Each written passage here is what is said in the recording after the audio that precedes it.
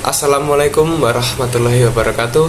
Perkenalkan, nama saya Rino Sunata Putra dengan nomor induk mahasiswa 230030193. Di sini saya berasal dari kelas D dan saya akan menjelaskan tentang tugas UTS ilmu teori komunikasi yang dari pertama yaitu pertemuan 1 sampai pertemuan 7, yang dimana saya akan menjelaskan secara singkat dan saya akan sambil melihat materi lagi karena belum saya sepenuhnya memahami, tapi saya insya Allah bisa memberikan pemahaman saya terhadap ilmu yang sudah diberikan atau sudah dibahas. Ya, sebelum masuk ke dalam teori, yang tentunya ilmu komunikasi adalah sebuah proses penyampaian pesan yang tentunya akan didukung oleh sebuah media. Ya, di dalam itu media sangat berfungsi untuk menyampaikan pemikiran secara kolektif tersebut. Yang kedua, teori komunikasi adalah perkataan atau istilah ya untuk semua perbincangan dan analisis yang dilakukan dengan baik, sistematika dan sadar tentang komunikasi.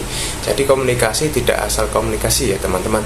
Jadi komunikasi harus memahami tentang cara berkomunikasi, dasar komunikasi, sehingga pesan yang kita sampaikan itu dapat mudah diterima oleh audiens atau orang yang kita tuju.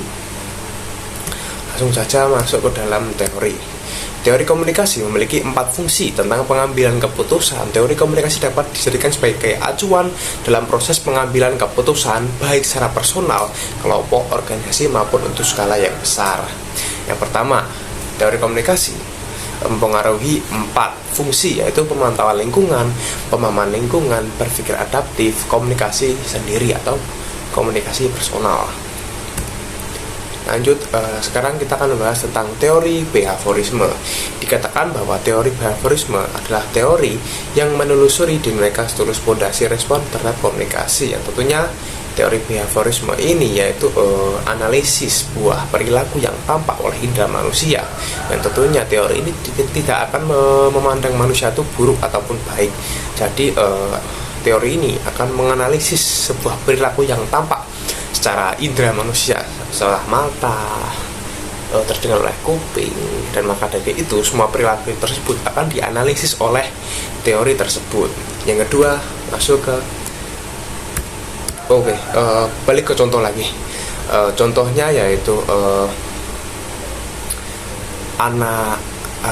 seorang anak yang menyukai sebuah aktor konten di maksudnya media konten di TikTok, itu dia akan mengomentari bahwa dia sangat kagum dan tentunya dia akan menanyakan apakah ada sebuah tutorial atau privat untuk sebuah menjadi konten kreator. Maka dari itu istilahnya bisa menghasilkan uang atau dapat dijual belikan.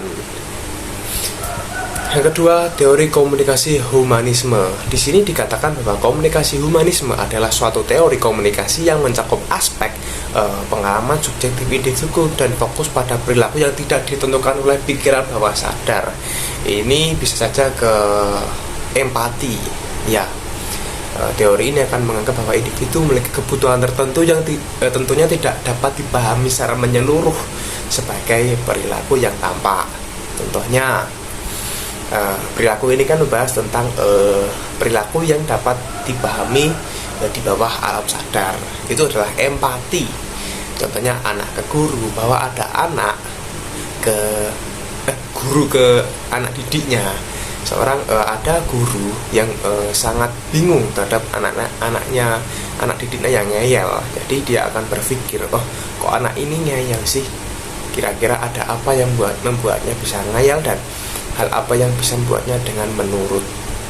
Maka dari itu dengan empatilah guru tersebut bisa memahami dengan cara memahami murid tersebut, yaitu anak ini tuh kurang kasih sayang atau kurang perhatian. Maka dari itu dia bisa memberikan kasih sayang sehingga murid tersebut lebih menjadi murid yang baik dan tidak menjadi murid yang nakal lagi. Masuk teori yang ketiga, yaitu komunikasi informatif. Komunikasi informatif di sini dikatakan bahwa suatu teknik komunikasi yang dilakukan untuk memberikan informasi kepada orang lain berdasarkan teori komunikasi matematis atau model teori informatif. Jadi komunikasi adalah sebuah komunikasi yang informatif atau memberikan sebuah informasi, memberikan sebuah data, ilmu maupun pengalaman yang ada di dalam seorang komunikator. Maka dari itu sebuah pesan atau pemikiran yang ada yang timbul dari komunikator akan disalurkan ke audiens, yang tentunya audiens tersebut membutuhkan sebuah media seperti televisi, radio, dan apapun itu. Maka dari itu media tidak akan lepas dari sebuah komunikasi. Lanjut lagi ke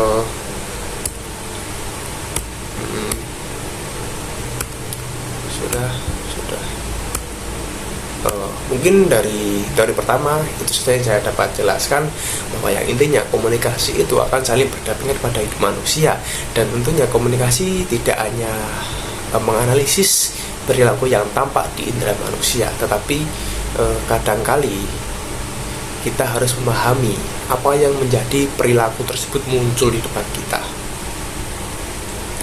Oke, next kita akan masuk ke kelompok kedua, yang tentunya pertemuan kedua, teori kedua. Di sini kelompok 2 membahas tentang teori-teori komunikasi, yang kalau dijelaskan lagi, teori komunikasi adalah teori yang umum atau penyampaian pesan yang didasari oleh sebuah pikiran atau fakta atau sebuah ilmu yang tentunya akan disebarluaskan ke dalam ke audiens atau ke perseorangan yang dituju melalui media yang digunakan. Di sini saya akan menjelaskan kembali tentang observasi, dimensi komunikasi observasi. Maaf, agak terbelit-belit. Di sini dimensi komunikasi pertama, level observasi atau observation level. Menurut Frank Dance, beberapa definisi komunikasi bersifat sangat luas, inklusif, sementara definisi lainnya sangat terbatas. Yang dalam kurung, komunikasi adalah alat untuk mengirim pesan militer, perintah, dan sebagainya melalui telepon atau telegrafi atau dan kurir. Ya, dapat dipahami bahwa komunikasi itu sangatlah umum, bahwa yang di sini dapat dipahami bahwa pesan akan dapat disampaikan melalui media, dan media akan dibutuhkan oleh sebuah audiens yang tentunya ada halangan yang sangat membutuhkan media tersebut. Kenapa media itu digunakan? Bisa jadi kehalang waktu, kehalang tempat, maupun sinyal yang jelek. Dan tentunya penyampaian pesan tersebut akan memiliki sebuah ilmu yang tentunya ilmu itu belum diketahui oleh audiens yang akan diberikan pesan tersebut. Lanjut yang kedua, kesengajaan. Di sini jelaskan bahwa kesengajaan adalah faktor yang dimana sumber mengirim pesan pada penerima secara sengaja untuk sebagai sebuah tingkah laku penerima. Jadi komunikasi bisa dikatakan secara sengaja ataupun tidak sengaja. Tetapi kalau dikatakan sengaja, yaitu teori yang atau komunikasi yang dijelaskan secara sengaja. Tentunya tentang mau membicarakan apapun korban atau apapun itu dilakukan secara sengaja. Yang ketiga adalah penilaian normatif, yaitu komunikasi dianggap sebagai proses dengan kesuksesan atau pemikiran yang pertukaran antara pemikiran dan gagasan. Dapat dipahami bahwa penilaian normatif ini dikatakan bahwa komunikasi adalah sebuah penyampaian pesan atau timbal balik pesan yang tentunya di dalam pesan itu ada verbal dan ada pemikiran dan gagasan, yang tentunya gagasan itu akan memunculkan sebuah pesan, yang tentunya pesan itu akan disampaikan kepada audiens. Jadi di dalam pesan akan terdapat sebuah gagasan dari komunikator yang tentunya akan bisa memberikan informasi yang belum dapat dipahami atau belum dapat diketahui oleh seorang audiens. Di sini dikatakan bahwa teori komunikasi bersifat fungsional dan struktural, behavioral dan kognitif, serta konversional dan interpersonal, interaktif dan teori kritis. Ya, jadi yang pertama saya akan menjelaskan tentang teori fungsional dan struktural. Di sini dikatakan bahwa teori ini adalah kepercayaan atau pandangan tentang berfungsinya secara nyata struktur yang berada di luar diri pengamat. Menurut pandangan ini, seorang pengamat adalah bagian dari struktur. Oleh karena itu, cara pandangnya juga akan dibarengi oleh struktur yang berada di luar dirinya. Jadi sebelum penyampaian pesan tersebut, sebuah pengamat akan termasuk dalam struktur. Kenapa bisa dikatakan struktur? Karena pengamat juga akan memberikan sebuah pesan.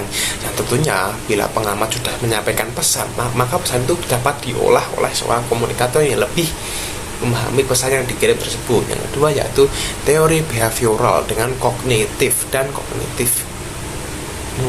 Teori behavioral ini adalah gabungan dari dua tradisi yang berbeda-beda teori yang berkembang dari psikologi dan ilmu-ilmu pengetahuan behavioris lainnya, cenderung memusatkan pengamatannya pada diri manusia secara individual.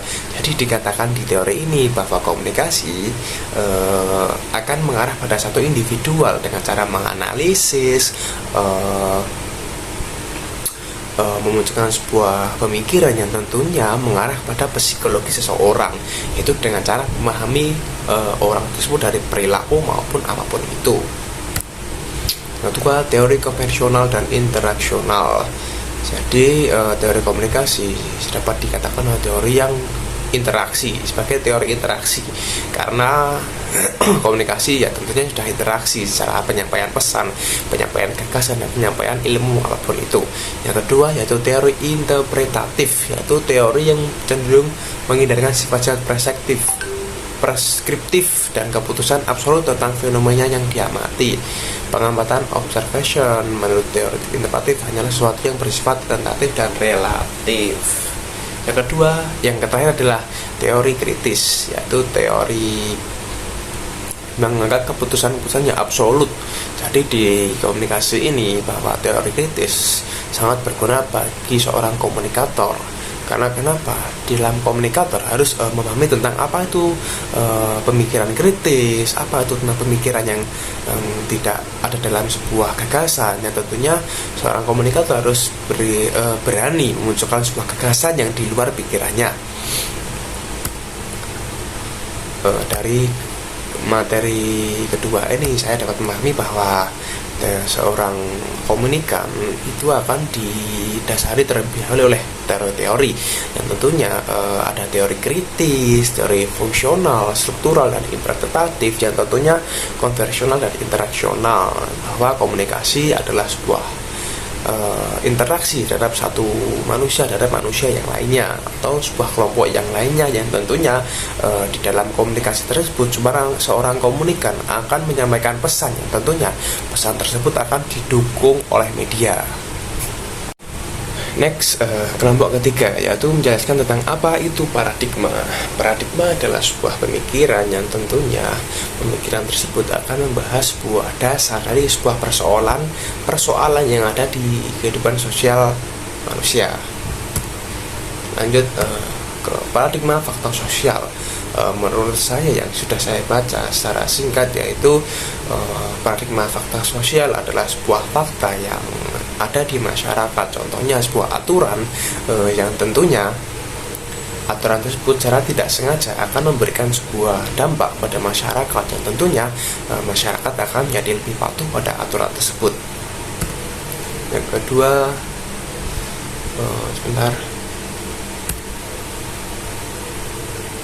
lanjut ke paradigma definisi sosial.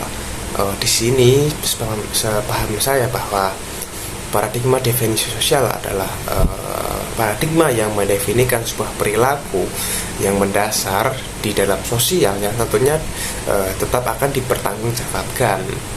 Contohnya sebuah struktur sosial yang bersumber pada kemampuan individu. Lanjut ke paradigma perilaku sosial, yang di sini di kelompok ini dikatakan bahwa paradigma perilaku sosial menekankan pada pendekatan yang bersifat objektif empiris, yang tentunya sepahamnya saya teori paradigma perilaku sosial ini membahas tentang sebuah perilaku masyarakat akan dijadikan sebuah objek yang akan dianalisis, yang tentunya di dalam objek tersebut akan menimbulkan sebuah perilaku yang akan dijadikan objek. Jadi yang dianalisis atau yang diperhatikan adalah perilaku masyarakat yang ada di dalam kehidupan sosial. Jadi teori ini juga bersangkutan dengan fakta. sosial. Yang di dalam perilaku sosial itu akan didukung oleh fakta sosial ya, seperti kebiasaan, aturan maupun yang lainnya. Di dalam paradigma perilaku sosial terdapat 4 unsur dari teori ini. Yang pertama yaitu satuan analisis, motif pertukaran, faedah atau keuntungan, dan pengesahan sosial. Dari yang pertama yaitu satuan analisis. Di sini dikatakan ialah sesuatu yang diamati dalam penelitian dan memainkan peranan penting dalam menjelaskan tatanan sosial individu yang nantinya akan mengemukakan hal-hal terkait dengan institusi, kelompok, dan sentimen. Jadi dapat dikatakan bahwa penelitian ini akan merujuk kepada sebuah individu yang tentunya di dalam individu terdapat sebuah tatanan sosial, yang di dalam tatanan sosial ada gagasan, perilaku, kebiasaan, dan yang lainnya. Yang kedua masuk ke motif pertukaran. Motif di sini dikatakan bahwa teori ini mengasumsikan bahwa setiap orang mempunyai keinginan sendiri. Yang tentunya teori ini memandang bahwa motivasi merupakan suatu hal yang pribadi dan individual. Motivasi misalnya mengacu pada kesenangan, kepuasan, dan hal yang lain bersifat emosional. Jadi di motif pertukaran ini dikatakan bahwa motivasi adalah sebuah acuan yang menimbulkan yang dapat menimbulkan sebuah perilaku, kesenangan, kebiasaan maupun sifat perilaku yang bersifat emosional. Yang tentunya ada rasa sedih, senang, bahagia, dan apapun itu yang ada di dalam perilaku emosional. Yang ketiga adalah faedah atau keuntungan. Di sini dikatakan bahwa cost, upaya yang diperlukan untuk memperoleh suatu kepuasan yang dikeluarkan akan potensial mendapatkan reward atau hadiah. Kepuasan atau reward yang diperoleh itulah yang dinilai sebagai keuntungan. Jadi di prinsip ini dikatakan bahwa upaya yang sudah dilakukan akan mendapatkan sebuah penghargaan, dan penghargaan tersebut akan menimbulkan sebuah fakta sosial yang tentunya dalam seseorang yang mendapatkan sebuah penghargaan yang tentunya dia sudah melakukan sebuah upaya-upaya supaya dia menjadi yang terbaik, atau dia menjadi sebuah individu yang mempunyai sebuah pemikiran yang bagus sehingga dia mendapatkan sebuah penghargaan atau disebut dengan prinsip keuntungan. Yang keempat yaitu pengesahan sosial. Di dalam pengesahan sosial ini dijelaskan bahwa pengesahan sosial merupakan motivator umum dalam bisnis sistem pertukaran. Hal ini misalnya validasi dari orang lain. Orang akan lebih cocok dengan orang lain yang memvalidasi dirinya, yang tentunya dia akan merasa cocok bila ada orang yang memperhatikan sebuah potensi dirinya yang disebut bahwa orang itu akan menghargai sebuah potensi yang ada di dirinya. Jadi orang tersebut akan merasa cocok dan akan merasakan senang, bahagia, dan akan terus mengeluarkan potensi yang ada dalam dirinya.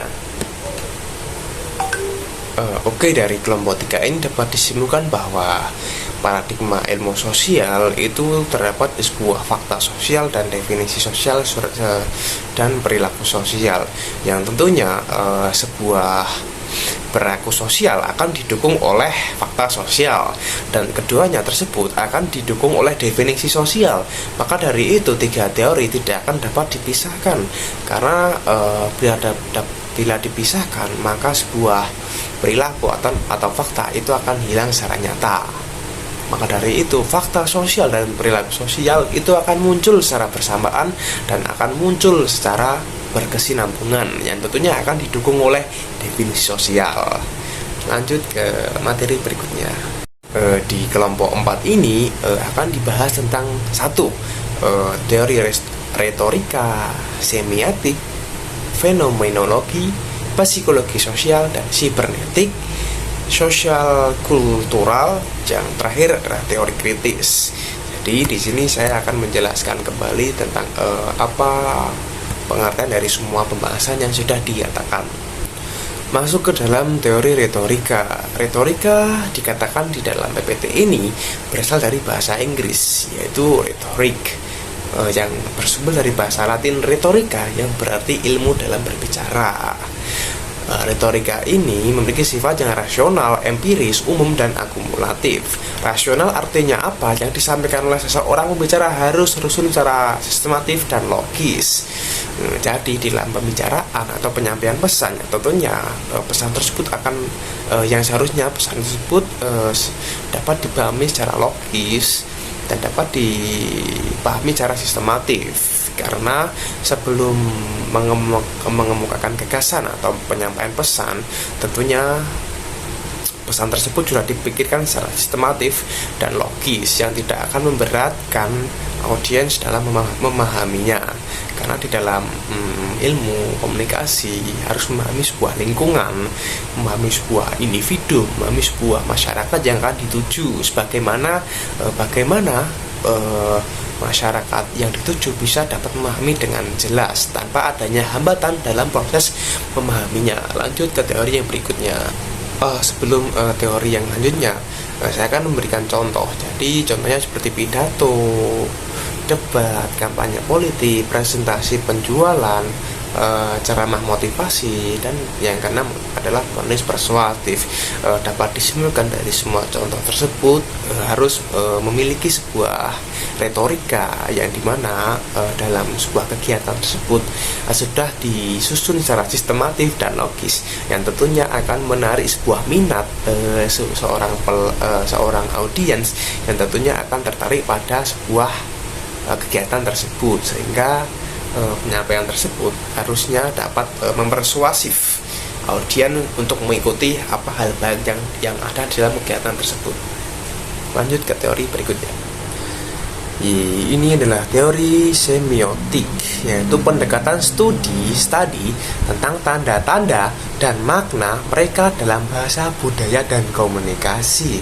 Di dalam teori ini melibatkan pemahaman tentang bagaimana tanda-tanda seperti kata, gambar, atau gestur yang digunakan untuk penyampaian makna dalam berbagai konteks. Jadi di dalam penyampaian pesan harusnya memahami tentang bahasa, budaya, dan komunikasi.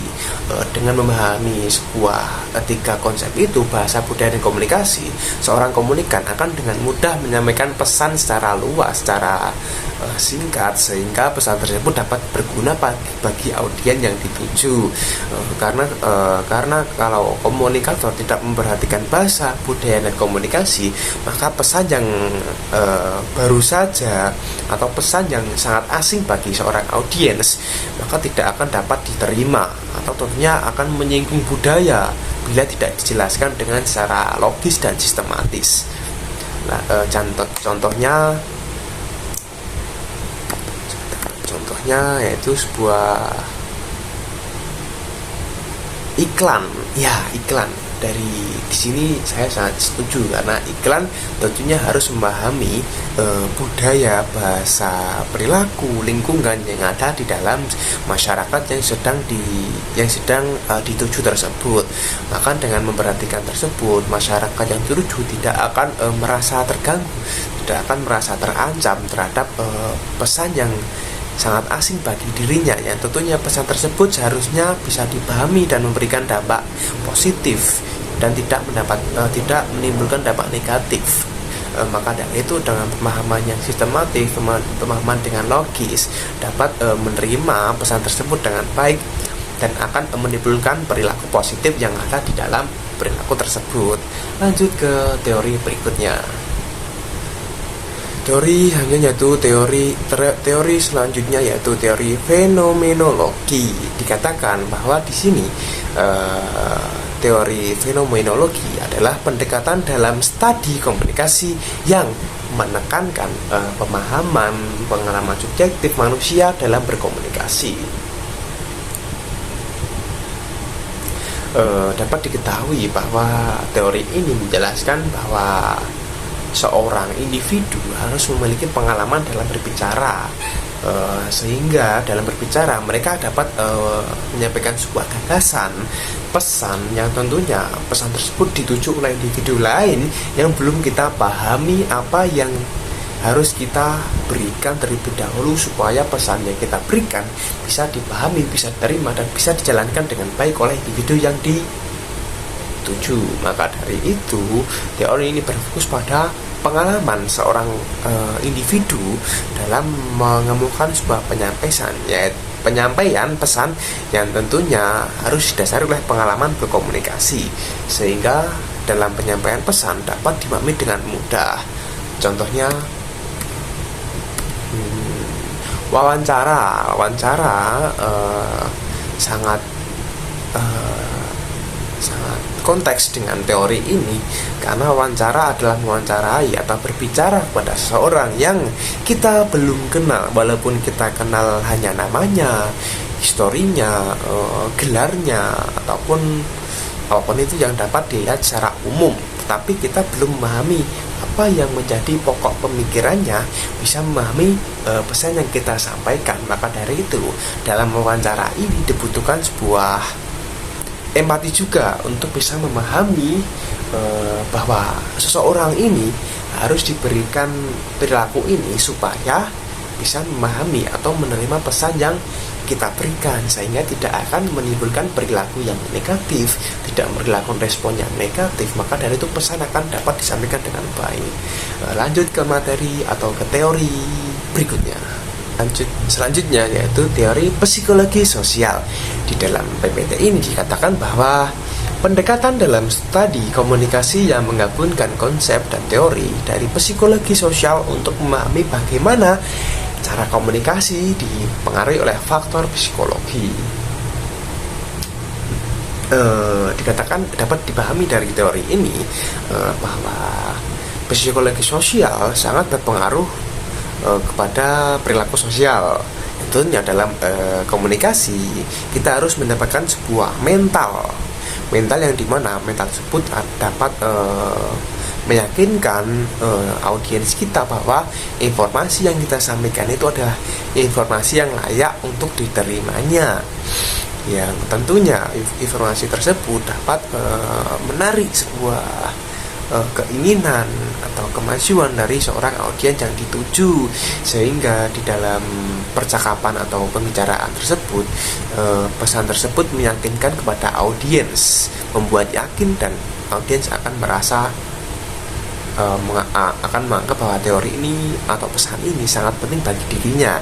Maka dari itu dia akan menyerap, dia akan menerima, dan akan menyebarkan lebih positif lagi ke orang lain. Lanjut ke contohnya. Contohnya adalah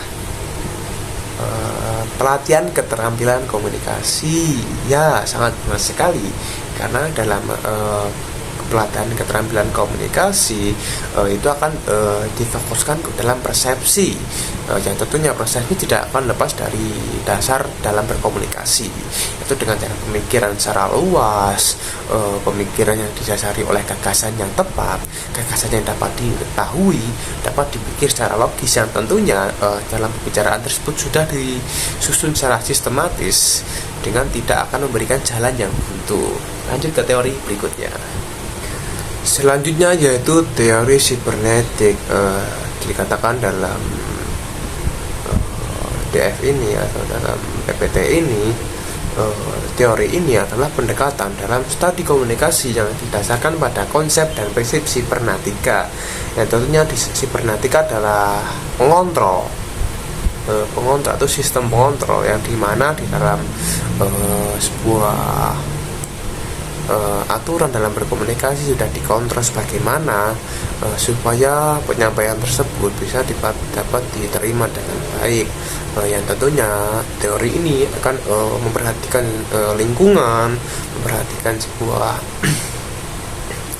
karakter ataupun perilaku sosial yang ada di dalam individu perseorangan. Yang tentunya komunikasi akan dapat diatur dan akan dapat mengendalikan dirinya sendiri terhadap faktor sosial yang ada. Contohnya feedback.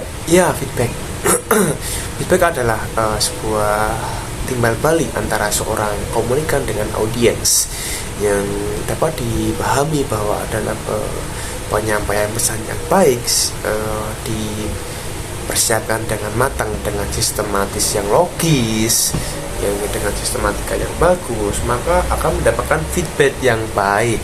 Feedback tidak hanya berawal dari uang ataupun apapun itu. Feedback juga termasuk dalam balik yang tentunya pada saat kita memberikan seorang beberapa pesan yang atau informasi yang di dalam pesan tersebut terdapat gagasan kita sampaikan kepada orang yang kita tuju, dan orang itu sangat menerima, sangat berpikir bahwa teori ini atau pesan ini sangat berguna, maka seseorang ini akan menyebarkan ke orang lain, dan orang lain menyebarkan lagi ke orang lain. Maka dari itu itulah feedback. Sebagaimana kita menjadi pandangan positif terhadap orang-orang yang kita berikan informasi tersebut. Lanjut ke teori berikutnya. Selanjutnya yaitu teori sosial kultural. Di PPT ini dikatakan bahwa teori sosial kultural berfungsi dalam memahami dan menganalisis hubungan antara faktor sosial dan budaya di dalam konteks komunikasi. Yang sudah saya katakan seperti yang di materi yang sebelumnya, bahwa faktor sosial dan budaya itu tidak akan lepas dari sebuah faktor konteks komunikasi. Karena dengan komunikasi yang baik, dipersiapkan secara matang dengan memahami budaya, bahasa, dan lingkungan atau apapun itu, maka pesan akan dapat dipahami, dapat diterima dengan baik. Jadi teori sosial kultural ini adalah teori yang mempertimbangkan atau memperhatikan sebuah budaya, faktor sosial, ataupun sebuah kegiatan yang ada di dalam masyarakat sosial tersebut, sehingga dalam penyampaian informasi dapat dilakukan secara baik dan akan dapat diterima dengan baik tanpa adanya mengganggu atau merusak budaya yang sudah dari dulu ada di dalam masyarakat tersebut. Lanjut ke contohnya. Contohnya adalah komunikasi lintas budaya. Di dalam komunikasi lintas budaya adalah sebuah interaksi antara budaya satu dengan budaya yang baru. Maka dari itu pesan atau budaya yang baru tersebut akan diolah secara matang oleh seorang audiens. Dengan pertimbangan yang matang, maka seorang komunikan akan mempertimbangkan atau memperhatikan budaya yang ada di dalam masyarakat yang sedang dituju. Maka dari itu seharusnya pesan tersebut tidak akan mengganggu budaya yang ada, tetapi akan memberikan sebuah dampak yang positif, yang tentunya pesan tersebut dapat mendorong budaya tersebut menjadi budaya yang lebih baik, yang tentunya tidak akan merubah aturan-aturan yang ada di dalamnya, tetapi hanya memberikan sebuah pengetahuan supaya budaya ini dapat dilestarikan, budaya ini dapat dipertahankan dari globalisasi yang menimbulkan dampak negatif. Lanjut ke teori berikutnya. Itu teori kritis.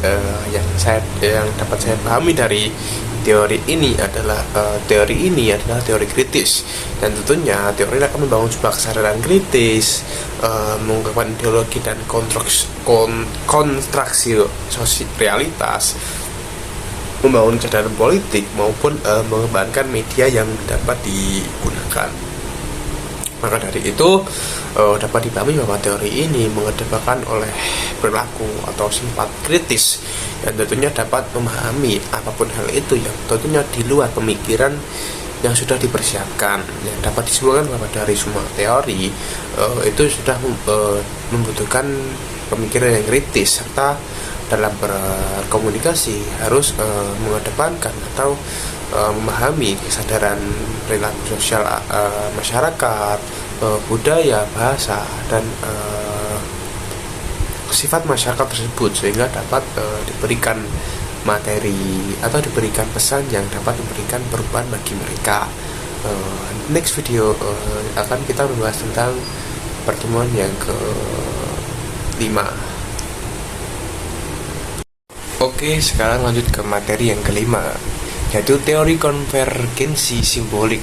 Di sini di dalam PPT ini dijelaskan bahwa teori ini adalah proses pertukaran pesan yang menimbulkan kesadaran kelompok yang menghasilkan hadirnya makna, motif, dan juga persamaan bersama. Jadi di dalam pertukaran pesan yang tentunya akan menimbulkan sebuah kesadaran, dan kesadaran tersebut akan menimbulkan sebuah lingkup, dan lingkup itu akan memberikan sebuah makna atau motif secara bersamaan. Lanjut lagi, dikatakan oleh Ernest G. Burman bahwa konvergensi sebagai suatu cara di mana dunia simbolik pribadi dari dua atau lebih individu menjadi saling bertemu, saling mendekati satu sama lain, atau kemudian saling berhimpitan. Jadi konvergensi ini akan sudah saya katakan tadi akan menimbulkan sebuah lingkungan, teman-teman, yang tentunya di dalam lingkungan tersebut akan ada pertukaran yang tentunya akan saling mendekati atau saling akan mengerti tentang pesan yang diberikan.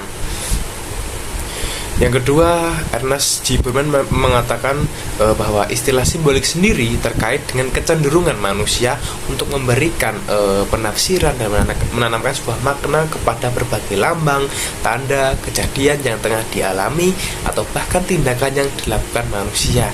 Nah, istilah simbolik ini dikatakan bahwa itu adalah makna motif, yang tentunya makna motif tersebut muncul secara bersamaan setelah sebuah pesan itu diserah terimakan atau dipertukarkan. Selanjutnya yaitu fungsi dan tujuan teori konvergensi simbolik. Di sini dikatakan dalam PPT yaitu menganalisa interaksi yang terjadi dalam skala kelompok kecil, yaitu kelompok sosial, kelompok tugas, dan kelompok pergaulan. Dan teori ini ada sebuah cara untuk menerapkan teori konvergensi, yaitu cocoknya di dunia politik dan seni. Ya, kalau di dunia politik seperti pemilu yang di dalamnya ada sebuah aturan, yaitu golput atau apapun itu, yang tentunya di dalam pemilu tidak hanya lancar-lancar saja, tentunya seperti kecurangan dalam pemilu. Jadi dalam pemilu panggung politik digelar dengan drama turgi dalam upaya perbaikan kemajuan dan kesejahteraan rakyat. Jadi pemilu memberikan sebuah tujuan, memberikan sebuah rencana yang tentunya pada saat dipilih pun ada suatu kecurangan, maka daerah itu dengan golput untuk menolak semuanya. Untuk di dunia seni sendiri lebih tepatnya ke ranah objektif. Jadi teori ini akan menganggap pasif atau seseorang akan dikendalikan dalam pesan tersebut. Maka dari itu sangat cocok untuk di dunia seni. Salah satunya adalah fantasi. Jadi dari pertemuan kelima, itulah yang saya dapat pahami bahwa teori konvergensi ini adalah teori yang akan menimbulkan sebuah makna atau motif yang akan didahului oleh sebuah penyampaian pesan, dan tentunya penyampaian tersebut akan menimbulkan sebuah lingkup, dan di dalam lingkup tersebut ada sebuah makna motif teman-teman, yang ada di dalam lingkup tersebut. Selanjutnya ke materi yang ke-6. Selanjutnya yaitu masuk ke teori yang ke-6, yaitu teori komunikasi interpersonal, yang di dalamnya adalah interaksionisme simbolik, coordinate management of meaning. Masuk lagi ke list konten. Teori komunikasi interpersonal dibagi menjadi dua, yaitu interaksionisme simbolik dan coordinate management of meaning, yang di dalam simbolik sendiri terdapat definisi menyeluruh tokoh-tokoh terkait, karakteristik, penerapan teori. Yang kedua yaitu coordinate management of meaning, di dalamnya adalah definisi secara konsep dan asumsi. Untuk lebih lanjut, mari kita bahas ke part selanjutnya. Oke, masuk ke part selanjutnya, yaitu pengertian teori komunikasi interpersonal.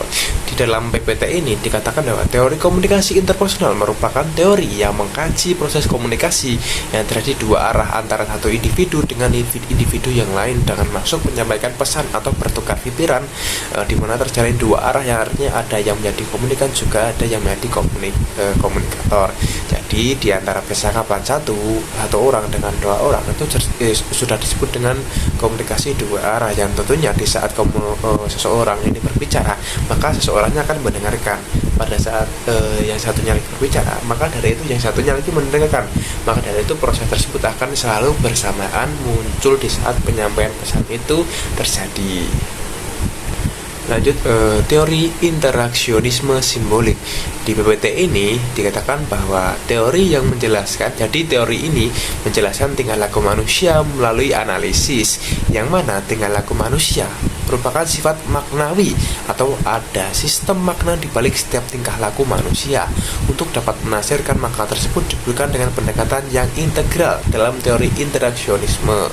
Jadi di dalam teori ini akan menunjuk pada sebuah perilaku yang tentunya perilaku itu akan didukung suatu alasan bahwa kenapa perilaku itu bisa muncul dan di dalam perilaku itu ada apa sesungguhnya. Lanjut ke selanjutnya. Teori ini menurut George Herbert Mead dikatakan bahwa kemampuan individu untuk membangkitkan dirinya bukanlah hanya respon yang bersifat tunggal dari orang lain atau individu antara individu yang lainnya, melainkan juga respon dari komunitas secara keseluruhan. Dan konsep pikiran, manusia akan melakukan proses pemikiran atau berpikir sebelum melakukan sebuah tindakan. Jadi dapat dikatakan yang konsep pikiran ini adalah suatu pikiran akan memunculkan sebuah tindakan. Tentunya sebuah tindakan akan didasari sebuah pikiran. Maka dari itu tindakan dan pikiran itu tidak akan lepas, dan itu akan saling berkesinambungan atau saling erat terjalin. Karena ada pikiran, ada tindakan pasti ada pikiran sebelumnya. Lanjut yang kedua itu tindakan sosial. Tindakan sosial di sini sebenarnya ada 4 tahapan, yakni impuls, persepsi, manipulasi, dan konsumsi. Impuls adalah suatu dorongan dalam diri manusia untuk memikirkan respon atau tindakan yang akan dilakukan dalam suatu kondisi atau situasi yang sedang dialaminya. Persepsi adalah manusia akan melakukan proses analisis, mencari dan bereaksi terhadap stimuli yang berkaitan dengan impuls sebelumnya. Sangat mudah dipahami bahwa 4 tahapan ini itu sangat umum, dapat dipikir dengan umum, karena dengan satu pemikiran, dorongan, respon itu akan terjadi secara sengaja. Contohnya penyampaian pesan pasti akan memiliki respon yang berbeda-beda, dengan cara menganalisis, dengan cara mengolah persepsi untuk menerima pesan tersebut. Maka dari semua itu akan menimbulkan sebuah perilaku atau tindakan yang pertama kali didasari oleh pikiran. Maka dari itu pikiran sudah termasuk persepsi, analisis, itu muncul dari sebuah pikiran yang tentunya akan melahirkan sebuah tindakan. Lanjut ke teori lagi. Contoh dari teori interaksionisme simbolik yaitu seperti rambu-rambu lalu lintas. Ya teman-teman dapat tahu seperti huruf P dicoret, itu artinya apa? Pasti manusia atau warga masyarakat sosial itu sudah memahami bahwa itu larangan untuk parkir. Nah, dari sebuah pemikiran itu, sebuah simbol, maka memunculkan sebuah tindakan. Sebelum tindakan ada pikiran. Oh iya, ini adalah rambu yang rambu dilarang parkir di sini. Maka dari itu tindakannya yaitu seseorang atau warga tidak jadi parkir di simbol yang sudah ditempatkan di situ. Yang kedua adalah gerakan mimik wajah dalam menerima sebuah pesan atau bereaksi dalam hal apapun, seperti bila gerak-gerik mata itu menimbulkan sedih, biasanya itu akan seperti merenung. Kalau bahagia ya cerah, kalau sedang ada masalah itu seperti pucat, dan stres. Itu sudah dapat dipahami bahwa simbolik ini mendasari semua itu. Lanjut ke teori, yaitu coordinate management. Dikatakan bahwa teori ini membantu proses, dan tentunya proses tersebut adalah cara berkomunikasi secara sosial yang membuat kita menciptakan makna dan juga mengelola reaksi sosial. Nah, dapat dipahami juga bahwa reaksi sosial dan juga makna itu dapat dipahami cara berkomunikasi. Maka dengan menerapkan coordinate management of meaning, kita bisa berpikir bahwa reaksi tersebut bisa dianalisis atau bisa diolah sehingga menimbulkan sebuah pesan yang tidak diketahui akan menjadi diketahui dan dapat akan dipahami. Lanjut ke sejarah JMM, dikembangkan oleh W. Burnett Pierce dan Vernon Cronin. lanjut lagi ke konsep. Nah, konsepnya itu satu, koordinasi. Koordinasi itu apa? Mengupayakan untuk menyamakan makna dalam interaksi. Dalam interaksi kan ada berbagai banyak makna. Nah, dari itu akan dapat disimpulkan. Tentunya kesimpulan itu akan menimbulkan sebuah pesan. Yang kedua, manajemen, yaitu mengelola atau mengatur makna yang sudah ada, seperti constitutive rules atau menggabungkan makna dengan yang konteks. Regulative rules, yaitu menghubungkan makna dengan konsekuensi. Unwanted repetitive patterns, pola berulang yang tidak diinginkan. Yang ketiga adalah not everything in communication can be explained. Jadi dapat dimengerti. Tanpa adanya komunikasi itu sudah ada maknanya. Yang ketiga adalah memahami makna. Dengan memahami makna, maka pesan yang disampaikan akan sangat mudah dipahami dan akan mudah dijalankan. Lanjut lagi ke hierarki makna. Hierarki makna adalah relationship, content, speed arc, life script, cultural pattern, yang dimana semua itu akan didukung oleh sebuah pemikiran yang tentunya bisa memahami apa pesan itu, apa makna pesan itu, dan pesan itu berfungsi untuk siapa. Maka dari itu hierarki makna ini akan mudah dipahami dan akan mudah dijalankan. Lanjut lagi ke asumsi, ya tentunya dalam berkehidupan sosial manusia akan menimbulkan sebuah asumsi yang dimana pemikiran, proses tindakan perilaku yang tentunya asumsi ini akan didasari oleh sebuah pikiran. Seperti melihat sesuatu, oh ini kayaknya ban ini bocor lah, ban ini nggak ada anginnya, maka manusia kan berasumsi ada yang ini terkena paku, ini belum diisi angin ataupun itu. Maka dari itu asumsi akan didukung oleh pikiran yang sudah memahami seperti pengalaman yang biasanya. Saya kira cukup dari teori 6 ini. Maka kita akan lanjut ke teori yang terakhir. Kayaknya yang terakhir sih. Bentar. Iya, yang terakhir. Alhamdulillah teman-teman, saya ini habis wali, jadi mohon maaf ya untuk Pak Franky. Saya mohon maaf atas perilaku di sini, saya tidak mengenakan, dan bila kurang sopan saya lebih baiknya ditegur dengan baik dan saya akan menjalankan perintah Bapak. Maka dari itu saya akan melanjutkan yang teori yang terakhir.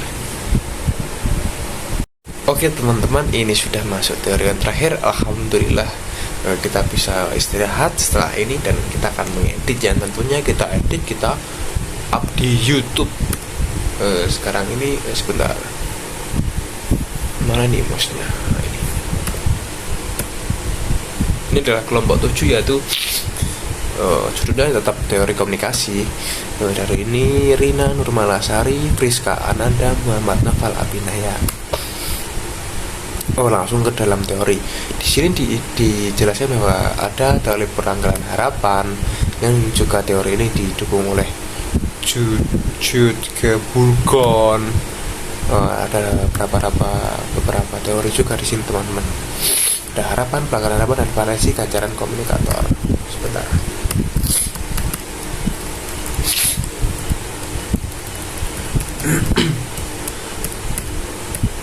Oke. Saya akan membahas yaitu pertama teori pelanggaran harapan. Di sini dikatakan bahwa teori pelanggaran harapan atau expectancy violation theory atau EVT menjelaskan bahwa setiap orang memiliki harapan melalui perilaku orang lain berdasarkan satu, norma sosial, pengalaman sebelumnya sama-sama orang seperti itu, dan tiga, yaitu situasi di mana perilaku terjadi. Jadi harapan itu akan muncul bila seseorang akan memperhatikan sebuah norma sosial, yang dimana dalam norma itu adalah sebuah aturan sosial yang tentunya harus dipatuhi oleh seseorang tersebut. Yang kedua yaitu pengalaman sebelumnya. Jadi di dalam pengalaman tersebut akan menimbulkan sebuah pesan, yang tentunya pesan tersebut akan memberikan sebuah pemahaman atau pengertian ya, di saat melakukan hal yang tentunya dulu sudah dilakukan. Yang ketiga itu situasi di mana perilaku terjadi. Jadi di mana perilaku terjadi dapat dianalisis, dapat dipahami mengapa perilaku itu bisa terjadi gitu. Lanjut ke Teori pelanggaran harapan nonverbal ya teman-teman. Jadi di dalam teori ini merupakan salah satu teori komunikasi yang menggambarkan bahwa seseorang memiliki harapan terhadap jarak perilaku nonverbal orang lain yang dapat memberikan kenyamanan kepadanya. Jadi tanpa adapun kata, seseorang bisa memberikan sebuah nyaman dengan cara perilaku, memberikan perhatian apapun itu. Maka dari itu pelanggaran harapan nonverbal yaitu perilaku yang akan menimbulkan kenyamanan tanpanya adanya kata. Yang kedua itu teori pelanggaran harapan verbal. Teori ini berbentuk lisan ataupun tulisan. Contohnya adalah dengan penggunaan kata, yaitu berbicara langsung, menulis surat atau pesan presentasi, membuat pesan suara dan lain-lainnya. Teori ini menganggap bahwa harapan verbal yaitu dengan cara berinteraksi langsung seperti berbicara langsung, menulis surat ataupun pesan, dan tentunya menggunakan kata bahasa yang dapat didengarkan oleh indera manusia. Yang lanjut yaitu menurut Burgon terdapat tiga aspek dalam teori pelanggaran Burgon ya, maaf saya kurang mahir dalam bahasa Inggris, tapi insya Allah saya akan belajar lagi. Bila ada kesalahan juga saya siap dikritik ya. Dikatakan di sini ada tiga, yang tentunya yaitu 1. Harapan, 2. Pelanggaran harapan, yang ketiga adalah valensi ganjaran komunikator. Mari kita bahas teman-teman yang ke-1 yaitu harapan. Harapan adalah ekspektasi ketika seseorang mengharapkan hasil yang sesuai dengan pengalaman yang pernah dialami. Namun harapan dapat menyebabkan gangguan psikologis jika perilaku orang lain tidak sesuai dengan harapan yang kita. Maka dari itu ya teman-teman, jangan berharap lebih pada manusia. Tentunya manusia itu kan memiliki pemikiran, memiliki mental, memiliki kondisi psikologi yang berbeda-beda. Maka dari itu kita boleh percaya tapi tidak boleh percaya sepenuhnya. Takutnya nanti kalau percaya sesungguhnya maka terdapat ada luka. Takutnya ada luka sih kalau terlalu berharap. Mohon maaf bercanda saja. Dapat dipahami bahwa harapan tersebut adalah sebuah perilaku yang mengharapkan hasil dari pengalaman yang sudah dilakukan. Tetapi diingat, harapan tidak selalu sesuai dengan ekspektasi atau sebuah pengalaman pemikiran yang sudah didahulukan. Yang kedua adalah pelanggaran harapan. Ketika harapan nonverbal dilanggar, kita menafsirkan apakah itu positif atau negatif. Jika suka dengan pelanggaran, kita fokus pada yang lain. Jika tidak suka, kita fokus pada kesalahan yang dilakukan. Jadi bisa memilih ada kesalahan, ada pelanggaran. Maka dari itu bisa dianalisis yang tentunya adakah dampak positif dan dampak negatif dari sebuah pelanggaran tersebut. Yang ketiga adalah valensi ganjaran komunikator. Di sini dikatakan bahwa valensi ganjaran komunikator adalah sifat positif atau negatif serta kemampuan memberikan ganjaran, keuntungan atau kerugian pada masa depan. Jadi sebuah hasil teman-teman, hasilnya akan positif atau negatif serta akan memberikan sebuah ganjaran, keuntungan ataupun kerugian. Maka dari itu, dari nomor 3 ini dapat dipahami dengan cara pemikiran yang bagus, dengan cara mempertimbangkan kedepannya bagaimana, mempersiapkan dengan matang, dan tentunya tidak akan ada kesalahan dalam dalam menafsirkan sebuah pesan. Lanjut lagi ke asumsi, yaitu asumsi sudah saya bahas ya tadi. Ada tuh asumsi itu sudah umum, yaitu pemikiran yang muncul karena sebuah ada objek. Lanjut ke teori penetrasi sosial. Teori ini adalah sebuah teori yang menjelaskan bahwa beberapa orang lebih mudah dipengaruhi daripada yang lain. Informasi pribadi dapat diperoleh dengan mudah melalui komunikasi. Namun teori juga mengakui bahwa mekanisme pertukaran informasi memiliki batasan yang tertentu. Ya teman-teman, sebuah komunikasi atau pesan yang disampaikan itu memiliki batasan yang tertentu, seperti iklan ya, tentunya mengiklankan barangnya, yang tentunya kan di setiap tahun pasti ada barang baru. Maka dari itu memiliki batasan tertentu atau batasan dalam penggunaannya, batasan cara memanfaatkannya ataupun memberikan dampak kepada lingkungannya. Tahapan teori penetrasi sosial yaitu tahapan orientasi. Yang kedua tahapan pertukaran efektif, pertukaran penyejakan efektif, pertukaran stabil. Lanjut lagi ke dalam penetrasi sosial yaitu penetrasi sosial ini adalah sesuatu yang dipertukarkan adalah informasi pribadi. Informasi pribadi ya teman-teman, yang orang lain belum tahu tapi kita sudah memiliki informasi tersebut. Maaf, saya jawab. Yang kedua adalah keterbukaan diri adalah langkah awal pengembangan hubungan. Dengan cara kita terbuka, kita akan menimbulkan sebuah kontak yang tentunya dalam kontak berbicara itu akan menimbulkan sebuah hubungan seperti empati, saya bercerita dan teman saya mendengarkan, maka dari teman saya akan melakukan empati. Tetapi diingat-ingat, jangan terlalu terbuka, tetap ada sisi yang kita harus tutupi supaya teman yang kita anggap baik itu benar-benar baik, jangan sampai di belakang berbeda.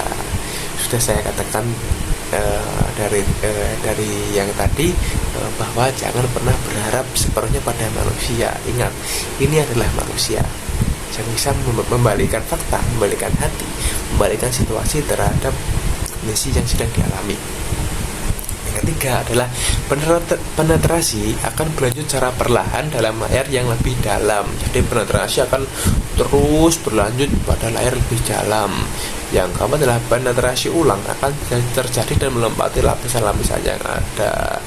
Jadi penetrasi ini akan selalu melompat di lapisan yang ada, yang karena kan dulu pernah di kondisi suatu saat ini turun lagi, maka itu kalau naik bisa melompati yang lebih atasnya lagi.